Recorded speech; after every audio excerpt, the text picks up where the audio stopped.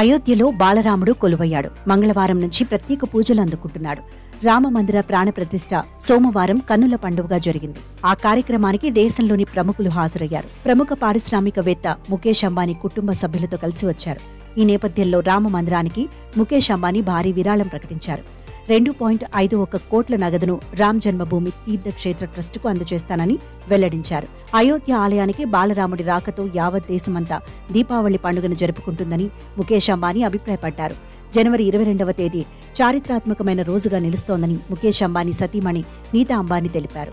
రామమందిర ప్రాణప్రతిష్ఠ కార్యక్రమానికి ముఖేష్ అంబానీ కుటుంబ సభ్యులతో కలిసి వచ్చారు. అతని భార్య నీతా అంబానీ, కుమారులు ఆకాష్, అనంత్, కోడలు శ్లోకా మెహతా, కాబోయే కోడలు రాధికా మర్చెంట్, కూతురు ఇషా, అల్లుడు ఆనంద్ పిరమల్ వచ్చారు. బాలరాముడి ప్రాణప్రతిష్ఠ కార్యక్రమానికి హాజరు కావాలని దేశంలోని 506 మంది ప్రముఖులను ట్రస్ట్ ఆహ్వానించింది. వీరిలో రాజకీయ ప్రముఖులు, పారిశ్రామికవేత్తలు, సినీ నటులు, క్రీడాకారులు, అధికారులు, జడ్జిలు ఉన్నారు. ఇక ఇంతకు ముందే అంబానీ దంపతులు అయోధ్యలోని రామమందిరానికి 33 కిలోల బంగారాన్ని విరాళంగా ఇచ్చారనే వార్త తెగ వైరలైంది.